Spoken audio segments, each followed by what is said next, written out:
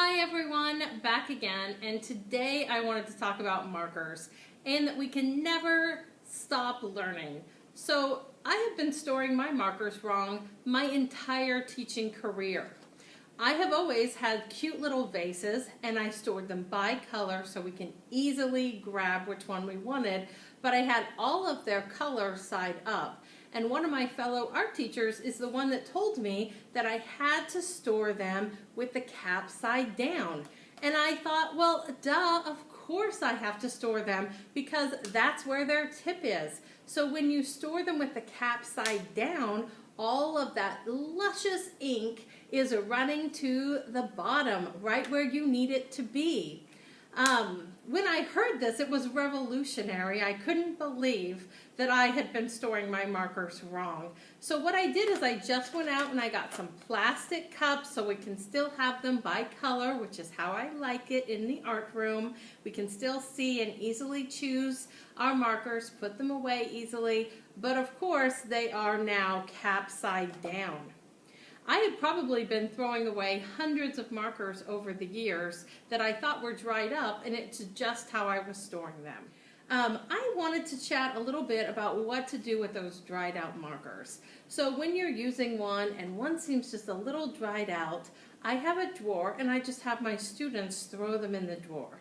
And once I have accumulated a little group of them that are the same color, what I do is I put the rubber band around them and I let them soak 24 hours, at least overnight, in just about 1/4 of a cup of water.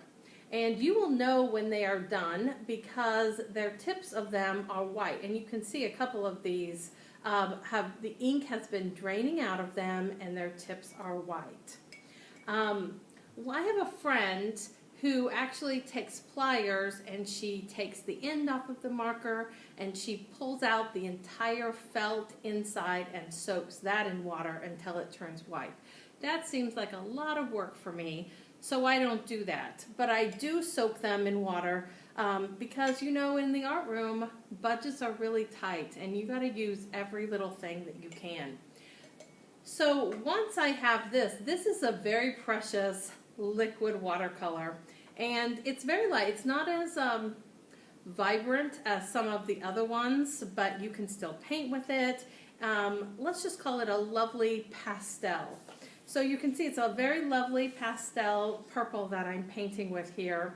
And I love liquid watercolors because you don't have to mix them, you don't have to do anything. It's just right there and accessible. So this is very precious to me and I use this in my classroom.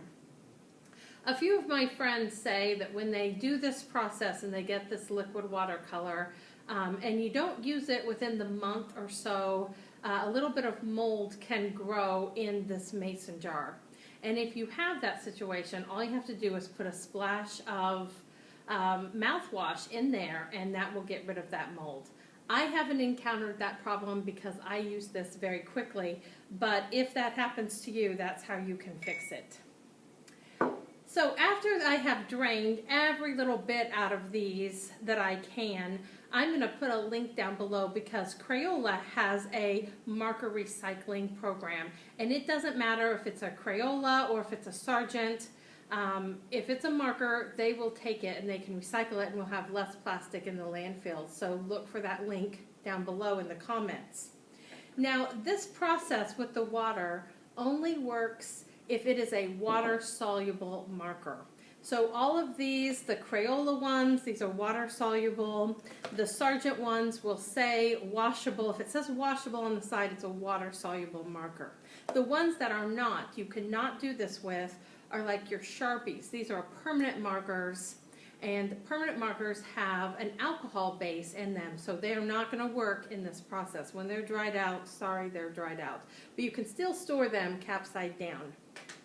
So I hope this makes your teaching life even better. Until next time, ciao!